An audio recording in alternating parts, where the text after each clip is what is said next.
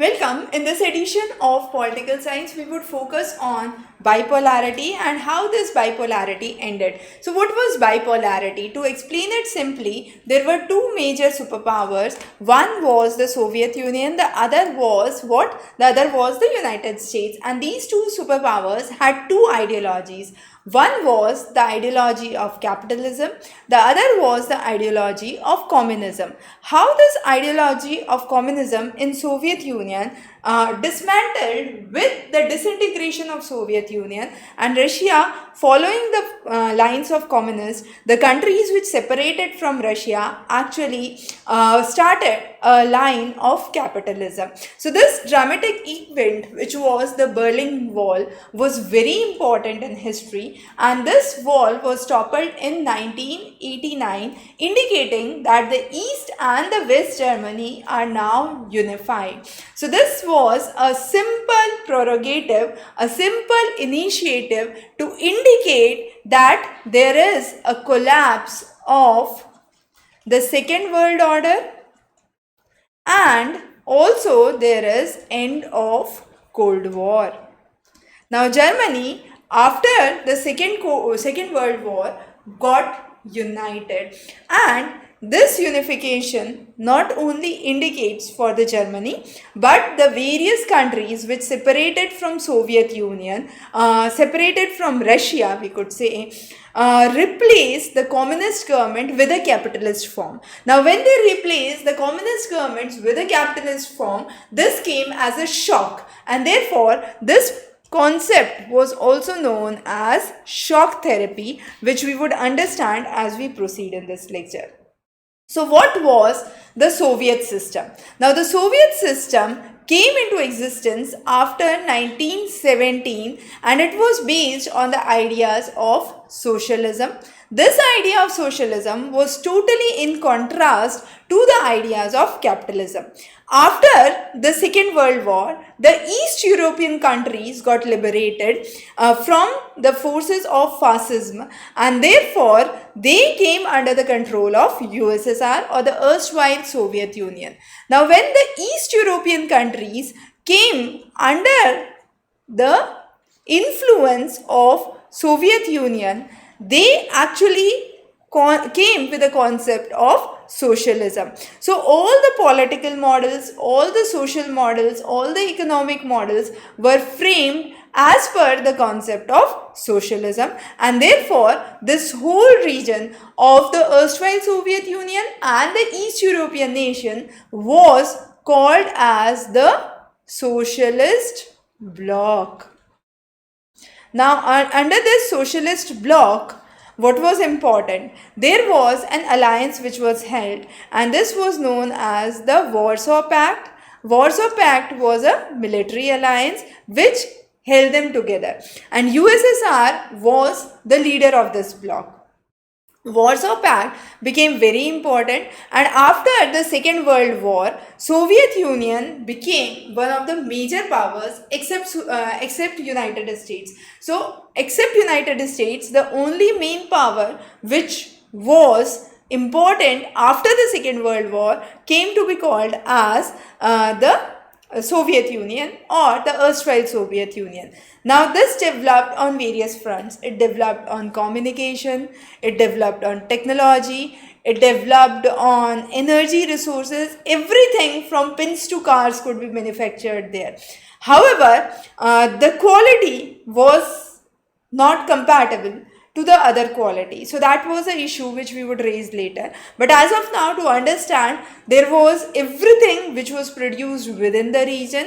There were various state-ensured schemes for welfare, minimum standards of living, education, child care, health facilities, welfare scheme. No unemployment was seen. There was state ownership of the land. As a result, the land was equally divided and communes were established.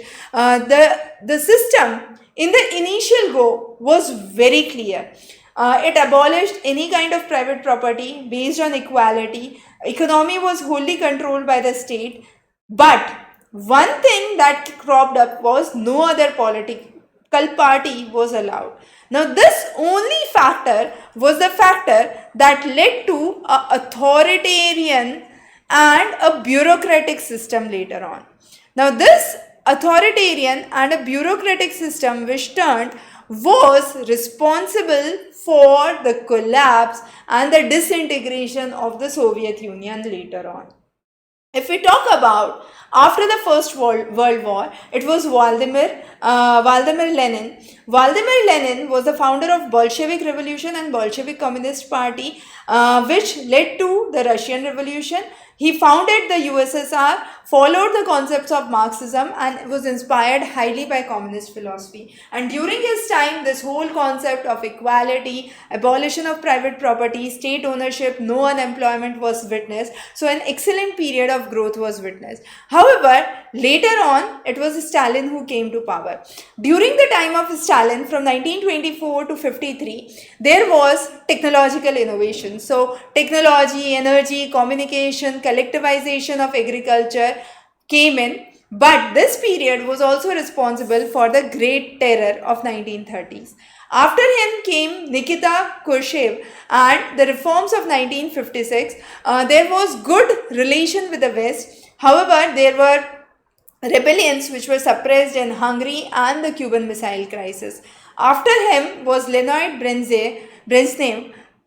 He proposed the Asian collective security system and focused on the defense mechanisms, defense relations with the United States, and invaded Afghanistan. Also, the rebellion in Czechoslovakia was suppressed during the time of Leonid Brezhnev. So these parties, actually the later parties, brought in the points for disintegration.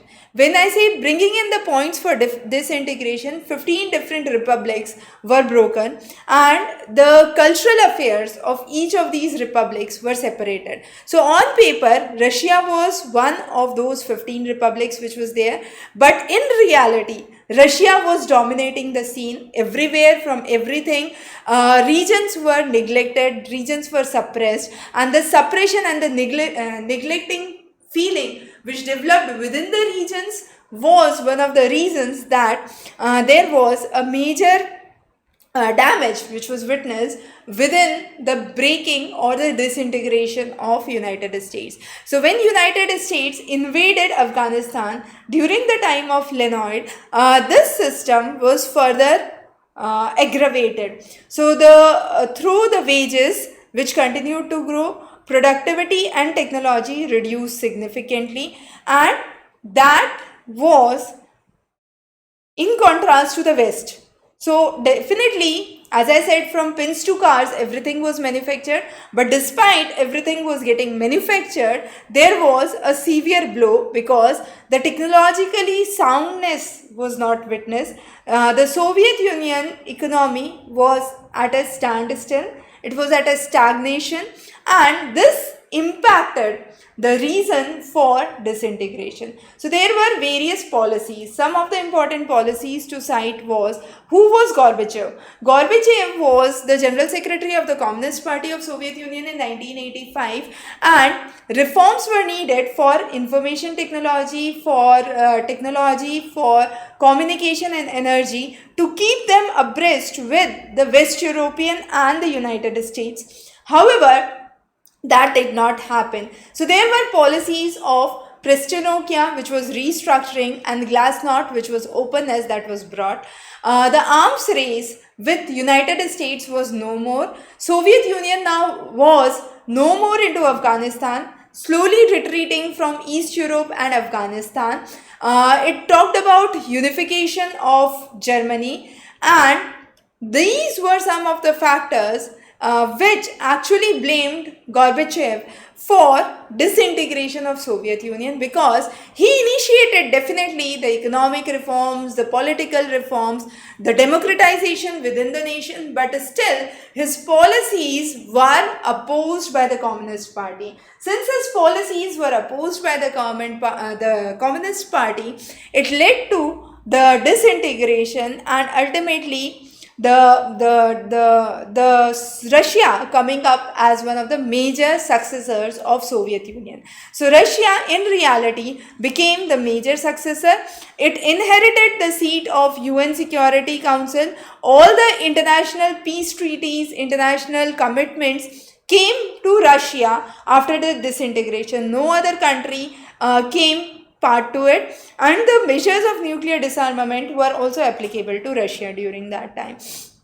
Also, we had seen that during this time, Boris Yeltsin emerged as a national hero, and he actually became a popular hero in 1991 because the power center was shifting from the Soviet Union to the republics, that is the sovereign states which separated from Soviet Union besides Russia.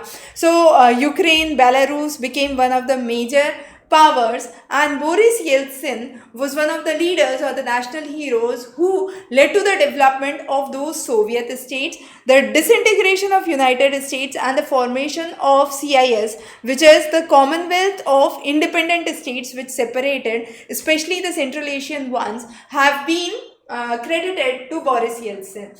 Now, some of the major reasons which led to the disintegration of Soviet Union was the authoritarian and the bureaucratic system which started. Since there was no other political party, single political party, which led to an authoritative and a bureaucratic system, this led to internal weaknesses.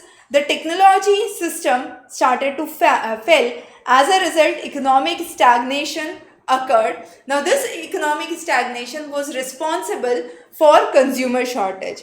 Also, one poor decision was most of the resources from Soviet Union were used for a specific purpose, that is for development of military purpose, for development of nuclear arsenals, and development of the East European states which separated from Russia. Now, this all things caused a huge economic burden onto Russia. Russia witnessed an irreparable inflation of its time. There was a huge disparity that was witnessed between their own system and the system of the West, which was seen by the common people. Also, as I said, the powers of the bureaucrat grew and they were more privileged.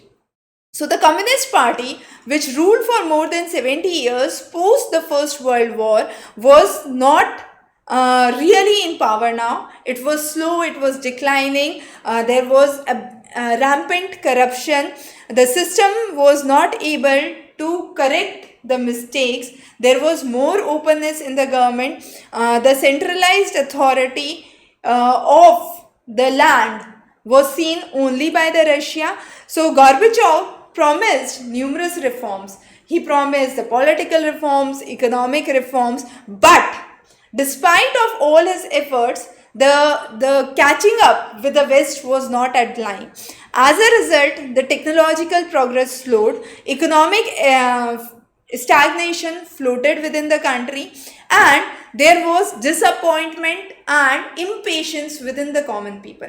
Now, with this disappointment in the common people, the faith in the ruling party was dismantled and people raised their voice against the existing system. So, they felt that the privileges of the powers and the privileges should be removed, and they also felt that Gorbachev was trying to move very fast, and this pace at which the reforms are being brought by Gorbachev cannot be accepted by the community.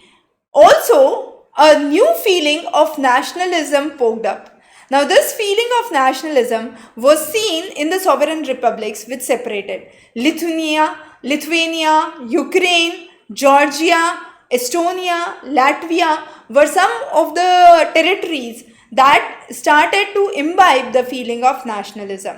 Now, this feeling of nationalism cropped up and spoke against the dissatisfaction with the existing government, and they now started to feel that they are alienated from the remaining region. So they felt that they are more backward and not at a right pace. So what was the result of the disintegration? The result of the disintegration was that there were new countries which were formed. There were changes in the power relation in the world politics, and the Cold War confrontations actually ended. That means there was no more race for arms and ammunitions to be piled up, and peace was one of the message that was being percolated. So with the Cold War ending, there were two options: either to remain as a superpower and dominate the world scenario, or create a unipolar system. This unipolar system would be a system where other countries would be brought, country 1, 2, 3, 4, and they would be unified under a single international system. So bringing back the prestige of the capitalist system, bringing back a new economic dominant system in the region was one of the major things. So United States, World Bank and IMF played a leading role in bringing these things. So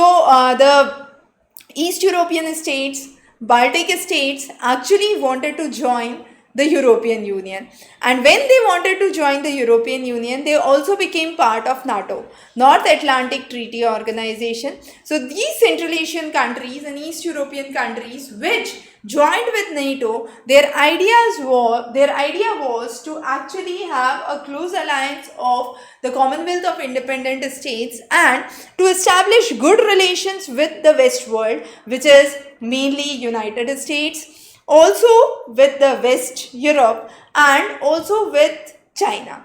Now come the shock therapy. Shock therapy was one of the most painful process because this was a shift from the policies of communism to capitalism.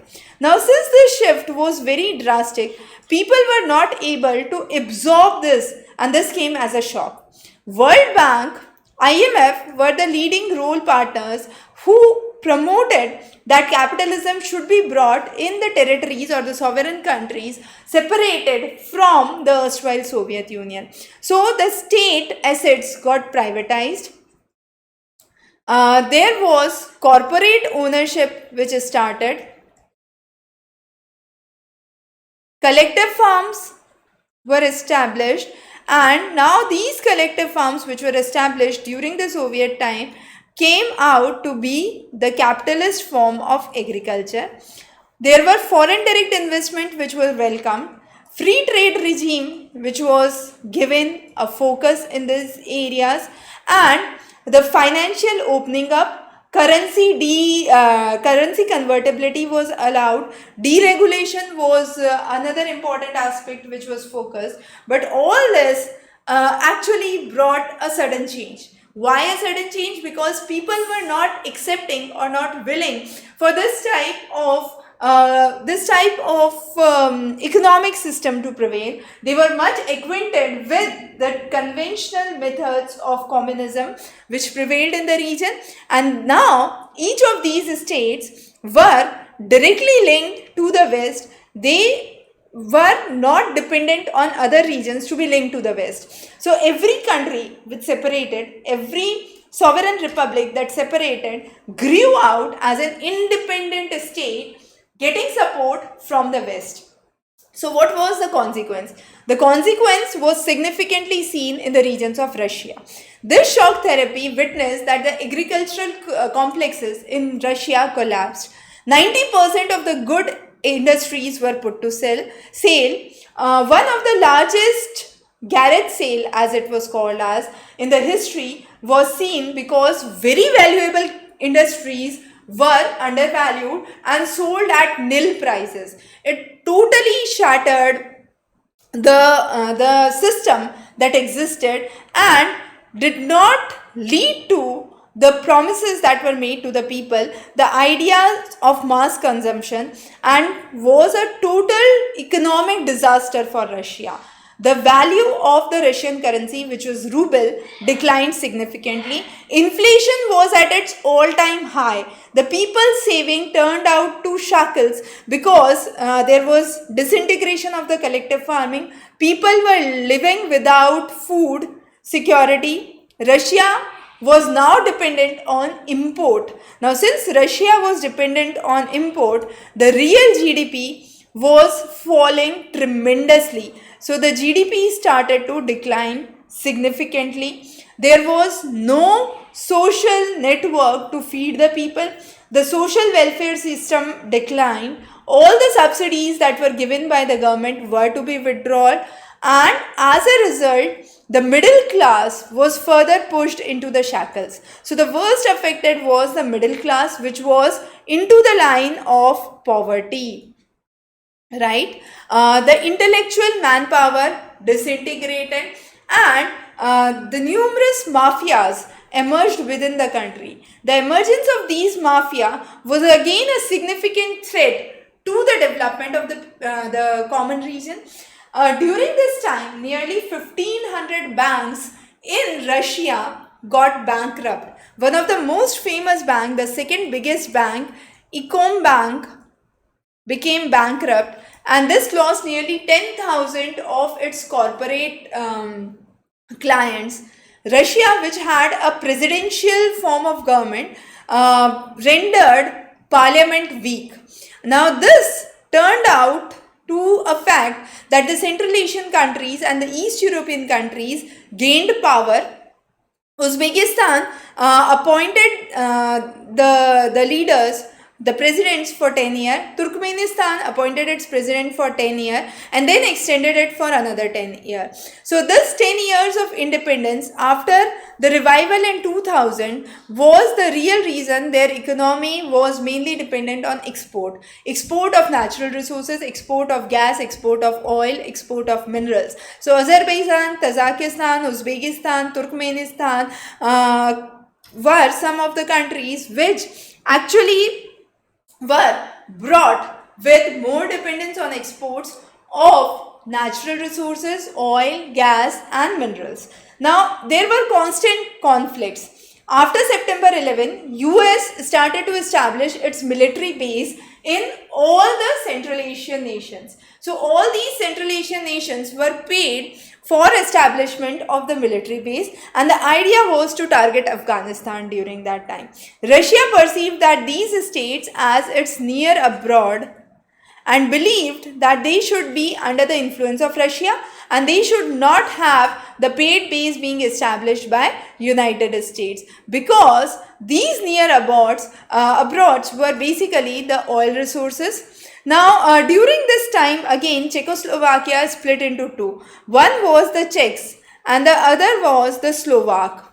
Two formed the independent country and had an important place in history. Similarly, Yugoslavia conflict was important with Balkan republics that were seen, and after 1991 there were severe breaking of the states which were seen. Croatia, Slovenia, Bosnia, Herzegovina are some of the important countries which separated post 1991. Ethnics opposed this separation. However, there were constant inter-ethnic civil wars which were witnessed. But definitely, capitalism brought along with them the establishment of base, and these establishment of base was one of the major reasons that cropped up the further civil wars and insurgencies within the regions. Now again, in Russia there were two provinces, Chechnya and Dagestan.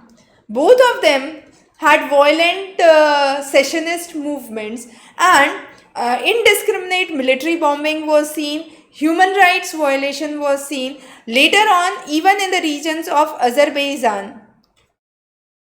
In the regions of Azerbaijan, the Nagorno and the Karabakh, the Armenians ceded and joined the regions of Armenia. Similarly, in Georgia, there was a constant civil war which was witnessed. These existing tensions and conflicts, the internal ethnic divide, affected the growth and the prosperity of the region. However, India maintained its good relation with the post-communist nations. Strongest relation is still hold with India with Russia. Indian Film heroes, for example, Raj Kapoor, Amitabh Bachchan, are extremely popular there, with numerous films and Hindi songs, Hindi movies being popular. A multipolar world order was what was a given idea, where coexistence of different powers was witnessed and the system of collective security came into power. There were various negotiations. UN believed that these concepts should be strengthened, democratized and empowered. There were various bilateral relations which were signed, nearly 80 bilateral relations between India and Russia alone. So India not only benefited from Russia on getting defense support, military support, space expertise, but also with the internal matters, for example, energy supplies, supply of fertilizers, the issue with Russia, curbing of the terrorism in the regions of Central Asia, getting arms and ammunitions for security purpose, getting the military hardware. So those are some of the areas where India has been a strategic partnership with Russia, and India is also highly import dependent on Russia, specifically for oil, gas and fertilizers, urea. However, of latest we have now moved into a nano urea technology, which would significantly reduce our dependence on the imports of urea. Along with Russia, Kazakhstan, Turkmenistan, Ukraine are some other major partners of India for trade relations. So India definitely has good trade relations with post-communist nations. Strategic as well as economic relations are commonly seen with these nations and India. So that was a quick summary and a gist of how the bipolarity ended and India's relation with the post-communist nations and the development in the post-communist world. Wish you very good luck. If you have any questions regarding this session or NCERT political science, feel free to post those in the comment. We'll be more than happy to answer your queries and wish you very good luck. Thank you.